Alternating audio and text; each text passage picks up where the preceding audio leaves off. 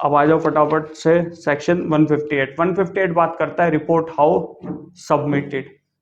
अब रिपोर्ट बन गई, ठीक है, अब रिपोर्ट कैसे मजिस्ट्रेट्स आपको दी जाएगी।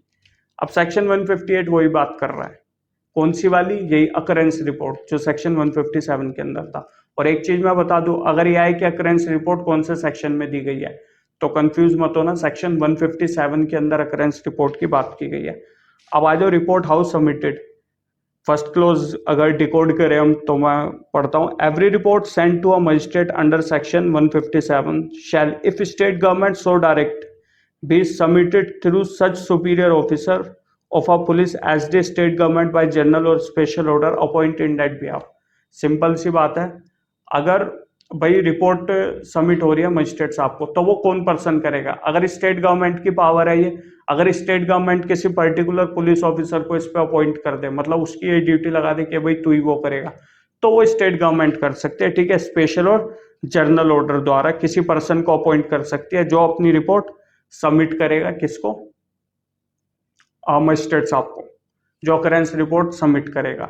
ऊपर हम बात कर रहे थे किनकी, एसएचओ साहब की, कि वो करेंगे, ठीक है, या कोई सबऑर्डिनेट पर्सन है, लेकिन यहाँ पे स्टेट गवर्नमेंट ने अगर कोई बंदा अपॉइंट कर रखा है तो वो करेगा। पहले क्लोज ये कह रहा है, दूसरा क्लोज क्या कह रहा है, such superior officer may give such instruction to the officer in charge of police station as he think fits and shall after recording such instruction on such report transmit same without delay to magistrate. अब इसके अंदर क्या है, मान लीजिए एक officer appoint कर दिया, ठीक है, कोई सुपीरियर ऑफिसर अपॉइंट कर दिया, अब सुपीरियर ऑफिसर को जो एसएचओ साहब है उन्होंने जाके, या फिर जो कोई भी अदर पर्सन है उन्होंने जाके रिपोर्ट दिखाई, तो इसके अंदर सुपीरियर ऑफिसर ने अगर कोई चेंज बोला, कोई इंस्ट्रक्शन दी कि भाई इसके अंदर ये करो वो करो, तो वो इंस्ट्रक्शन रिकॉर्ड करने के बाद फिर वो रिपोर्ट ट्रांसमिट हो जाएगी किसको, मतलब दे दी जाएगी मजिस्ट्रेट साहब को विदाउट डिले। ये देर नहीं करना, जैसे ही उन्होंने डायरेक्शन दिया सुपीरियर ऑफिसर ने, उस डायरेक्शन को रिकॉर्ड करके सीधा मजिस्ट्रेट साहब को फाइल पहुंचा दी जाएगी। इसमें किसी भी तरह का वो नहीं होगा, और पहुंचाई किसके द्वारा जाएगी, उसी के द्वारा जो अपॉइंट किया गया है। अगर स्टेट गवर्नमेंट ने कर रखा है अच्छी बात है, अगर 1% स्टेट गवर्नमेंट ने नहीं कर रखा तो वही एसएचओ साहब या फिर एसएचओ साहब किसी और को कहेंगे, जो ऊपर वाले सेक्शन में हमने 157 के अंदर पढ़ा था। ये समझ आ गया आपको 158। अब आ जाओ 159 के अंदर। अब एक सीक्वेंस में इसको पढ़ते हुए चलना, आपको कॉन्सेप्ट पूरा क्लियर हो जाएगा। अब रिपोर्ट आ गई मजिस्ट्रेट साहब के हाथ में, ठीक है, अब उस रिपोर्ट पे मजिस्ट्रेट साहब क्या कर सकते हैं क्या नहीं कर सकते, क्योंकि हमने इसके अंदर कई चीजें देखी। क्या क्या चीजें, पहली चीज ये देखी, पुलिस इन्वेस्टिगेशन कर रही है। एक में पुलिस कह रही है कि मैं वो इन्वेस्टिगेशन नहीं करूंगी, केस सीरियस नहीं है और मेरे को सीरियस नेचर का नहीं है और मेरे को पर्सन का नाम भी पता है, जो क्लोज सब क्लोज प्रोवाइजो के सब क्लोज ए में पढ़ा हमने, ठीक है। बी के अंदर पुलिस ये कह रही है कि भाई मेरे को मतलब करनी नहीं इन्वेस्टिगेशन, इतना कोई मेरे लिए वो नहीं है, ठीक है, ना मैं खुद करूंगा ना किसी और को करूंगा नहीं दूंगा। अब इन सब की रिपोर्ट मजिस्ट्रेट साहब के हाथ में आ गई है। अब मजिस्ट्रेट साहब क्या करेंगे इसके अंदर, ये देखिए, इसके अंदर मैं आपको थोड़ा सा वो दे देता हूँ। इसके अंदर मजिस्ट्रेट साहब ये करेंगे, या तो वो बोलेंगे चलो ठीक है, हाँ भाई ये नहीं है इन्वेस्टिगेशन के लायक, इसको हटा दो, केस खत्म करो, या फिर बोलेंगे नहीं इस पे इन्वेस्टिगेशन करो, जाओ मेरे को लग रहा है जाओ इन्वेस्टिगेशन, तो पुलिस को इन्वेस्टिगेशन, या फिर बोलेंगे नहीं रुको पहले मैं देखना चाहूंगा, तो या तो उसको बोलेंगे प्रिलिमिनरी इंक्वायरी, या तो वो खुद इंक्वायरी करेंगे, खुद कर देंगे, या फिर अपने किसी जो भी उनका अदर सबऑर्डिनेट हुआ है मजिस्ट्रेट उसको दे देंगे कि भाई इस पे इंक्वायरी करियो देखियो, ठीक है। यही सेक्शन के अंदर, अब सेक्शन पढ़ लेते हैं।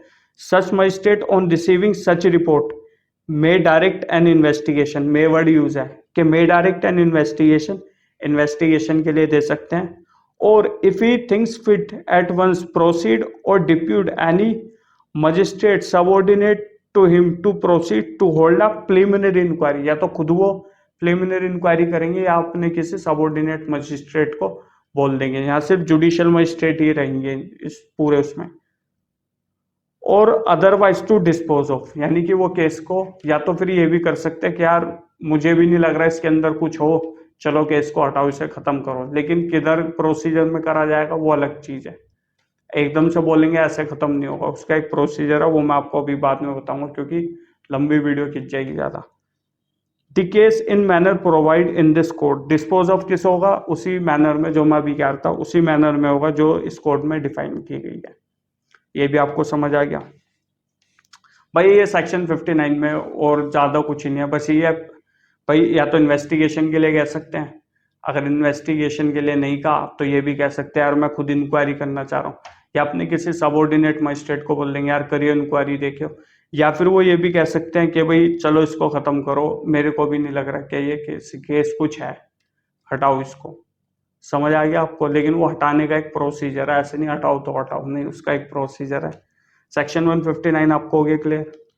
और कोई भी सेक्शन अगर आपको क्लियर नहीं होता है, कुछ भी दिक्कत आती है, आप कमेंट सेक्शन में मेंशन कर दो ना, मैं उसको नेक्स्ट वीडियो में एक्सप्लेन कर दूंगा उस चीज को। इसके अंदर मैं लास्ट सेक्शन 160 ही करूंगा, 161 में अभी नहीं करूंगा, 161 में नेक्स्ट वीडियो में, 161 और 162 में कवर अप करूंगा, क्योंकि 162 बहुत बड़ा सेक्शन है, उसको एक ही लेक्चर में कंप्लीट करना पड़ेगा। उसके लिए ये नहीं है कि भाई एक ही लेक्चर में मैं 4-5 सेक्शन, नहीं, 162 बहुत ज्यादा इंपॉर्टेंट है। बट कंटिन्यूशन जो है ना, इसलिए मैं चाह रहा हूँ कि 161 में अगर आपको चीजें पता रहेंगी तो वो 162 समझने में फिर आसानी रहेगी, एक फ्लो बना रहेगा। इसलिए अब आ जाओ सेक्शन 160 पे। ये क्या बात कर रहा है? Police officer's power to require attendance of witness. अब मैं एक चीज आपसे मतलब जानना चाहता हूँ, चलो मैं बता ही देता हूँ। इसके अंदर यह है कि पुलिस को अब करनी है इन्वेस्टिगेशन। अब पुलिस इन्वेस्टिगेशन करने के लिए उनको बुलाएगी, गवाहों को, विटनेसेस को, किस किस ने देखा, कौन कौन था, किस किस ने क्या करा क्या नहीं करा।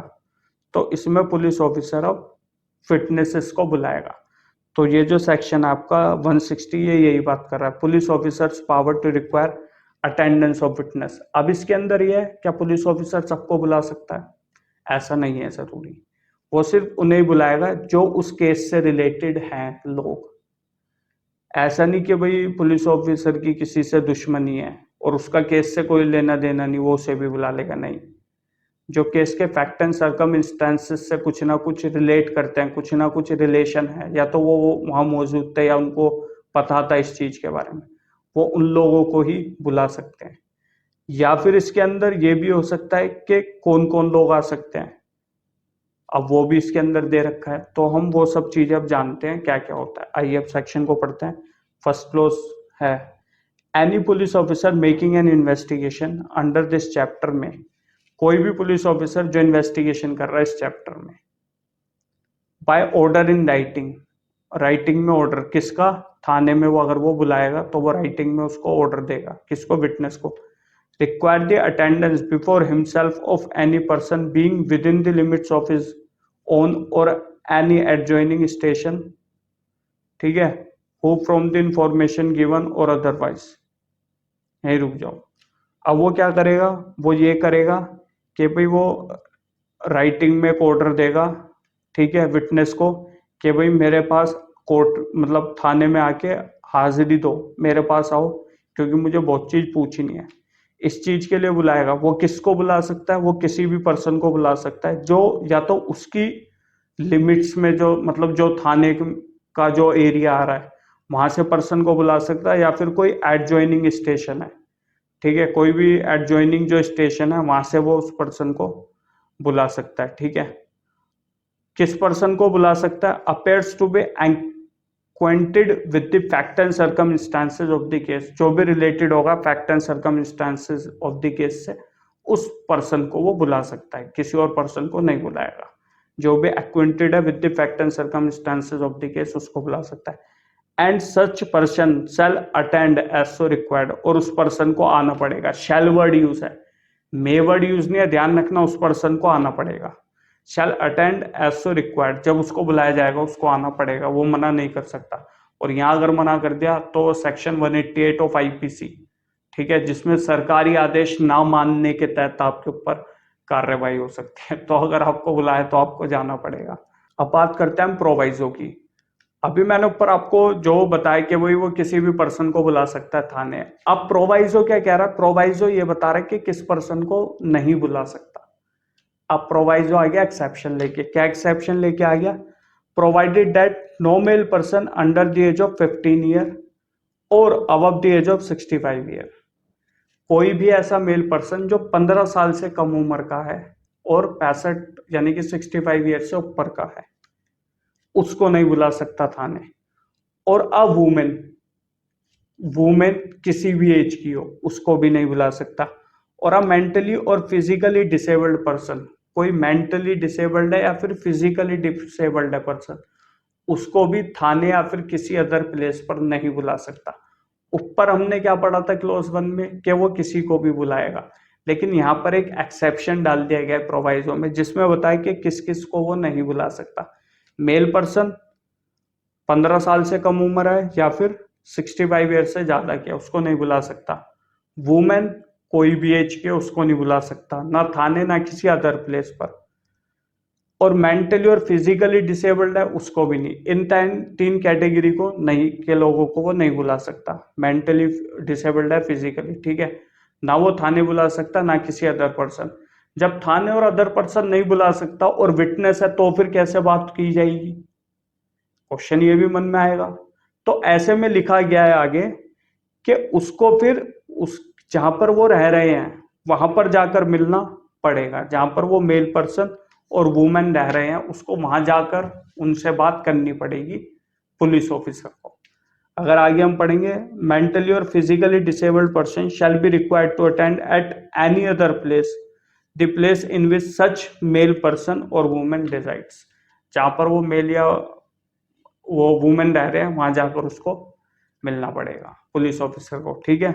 क्लोज समझ आ गया। अब आ जाओ सेकंड क्लोज के अंदर। प्रोवाइजो में ये है, सेकंड क्लोज क्या कहता है?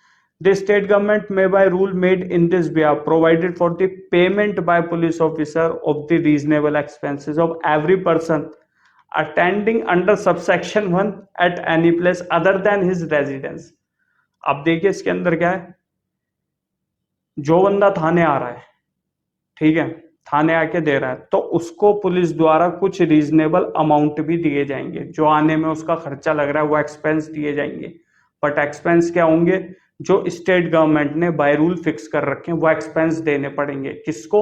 जो थाने आ रहा है। और जिसके घर पुलिस वाला जा रहा है उसको भी देगा? नहीं, उसको नहीं देगा, क्योंकि वो थाने आ ही नहीं रहा, उसको तो एक्सपेंस लग ही नहीं रहा, तो उसको नहीं देगा। लेकिन जो थाने आ रहा है फर्स्ट क्लोज में, उसको वो देगा। तो जो नहीं आ रहा उसको तो मैंने बता दिया किस किस को नहीं बुला सकता, उनके घर जाना पड़ेगा। तो उनके घर जा रहा है तो उनको पैसा नहीं देगा। लेकिन जो मेल पर्सन को बुला रहा है, ठीक है, और वो आ रहा है, कई बार क्वेश्चन ये भी आ सकता है कि किसको एक्सपेंस दे सकती है पुलिस।